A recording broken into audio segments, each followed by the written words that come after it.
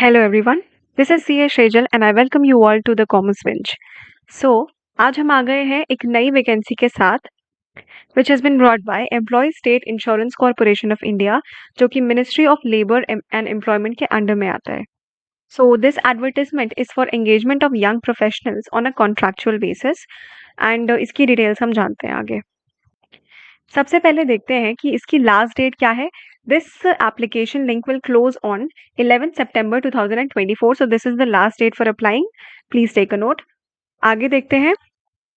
So under the position of young professional there are 15 vacancies basically, but इनमें से finance and policy making जो कि CA, CFAs, MBA in finance and CMAs के लिए तो सिर्फ 5 वैकेंसीज अवेलेबल है. ठीक है, तो अभी इसका फिलहाल हम ब्रेकअप देखते हैं. 15 वैकेंसीज का रिजर्वेशन का क्या है. फॉर अनरिजर्व्ड इट्स 8, फॉर एससीज 2, ST 1, OBC 3, EWS 1, and for the PWD candidates there is one reservation that is for only blind and low vision candidates जो कि कैटेगरी ए में आ रहा है, आप देख सकते हैं. सो आगे अब हम थोड़ा सा इसका job description, educational qualification and जो वर्क एक्सपीरियंस रिक्वायर्ड है उसकी बात कर लेते हैं. तो यंग प्रोफेशनल फाइनेंस डिपार्टमेंट जो है इनका, उसमें 2 पोजीशंस निकली हुई हैं. यहाँ पर जॉब डिस्क्रिप्शन दोनों का अलग अलग है एंड एजुकेशनल क्वालिफिकेशन भी अलग अलग रिक्वायर्ड है. सो उसको आप ध्यान से देखिएगा. The first job description says preparation and finalization of annual accounts and assisting in certification audit of ESIC. आपको उस ऑडिट में भी असिस्ट करना पड़ेगा. तो ये बेसिक इनका मतलब है यहाँ पर. एंड एजुकेशनल क्वालिफिकेशन यहाँ पर CA-CMA की रिक्वायर्ड है आपको. इसके बाद वर्क एक्सपीरियंस इसका देख लेते हैं. Minimum 1 year of experience in accounting and finance department. कहीं पर आपने काम किया होगा वो ही आप यहाँ पर दिखा सकते हो. इसके बाद अपना सेकंड जॉब डिस्क्रिप्शन पर आते हैं, which says preparation of key financial parameters for assessment of performance of units and corporations. तो ये बेसिकली evaluation of performance में आप यहाँ पर काम करेंगे. एजुकेशनल क्वालिफिकेशन जो रिक्वायर्ड है that is for MBA finance, और CFA जिन्होंने किया है वो भी अप्लाई कर सकते हैं. वर्क एक्सपीरियंस देखिए तो अगेन मिनिमम 1 ईयर आपको एक्सपीरियंस चाहिए होगा in accounting and finance department.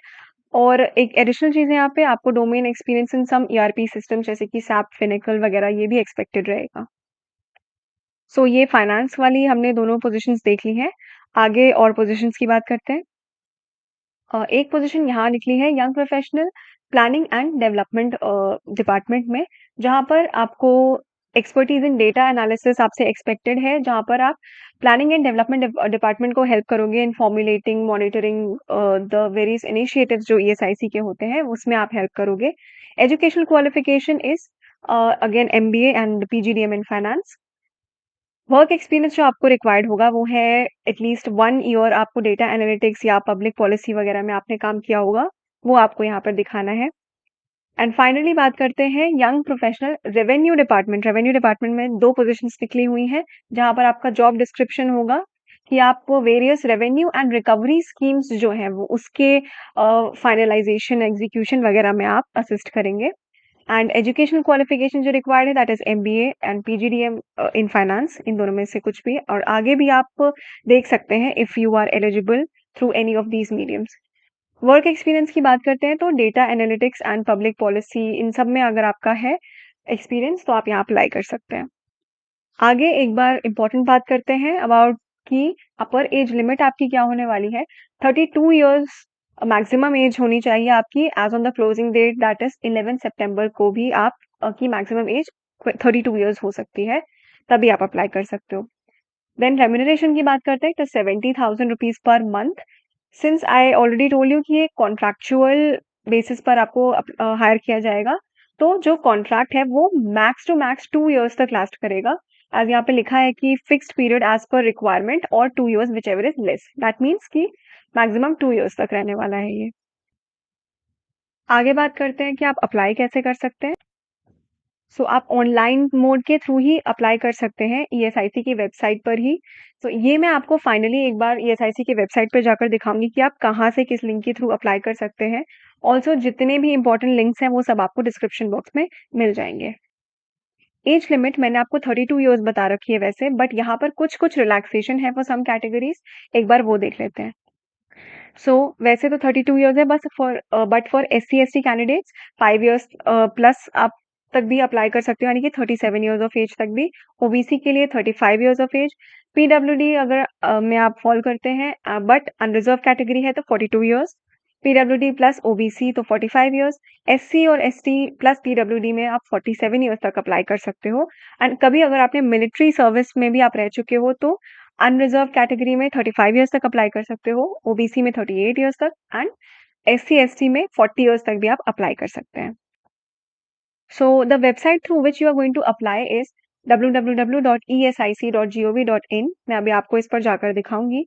After that एक इम्पॉर्टेंट पॉइंट कि अगर आप मल्टीपल पोजीशंस के लिए चाहें तो भी आप अप्लाई कर सकते हो अपनी एलिजिबिलिटी को चेक करके अच्छे से। You can apply for multiple positions as well. तो अब एक बार ESIC की वेबसाइट पे चलते हैं, देख लेते हैं कैसे अप्लाई करना है। सो अभी हम आ गए हैं ESIC की वेबसाइट पर। सो ये लाइन आपको दिख रही होगी जो ग्रीन में है, click here to apply for. यहीं से आप यंग प्रोफेशनल वाले पोस्ट के लिए अप्लाई करेंगे। तो चलिए क्लिक करते हैं। आगे आपके यहाँ पर एक इंस्ट्रक्शंस का पेज आ जाएगा और इनको फॉलो करके ही आप आगे बढ़ सकते हैं।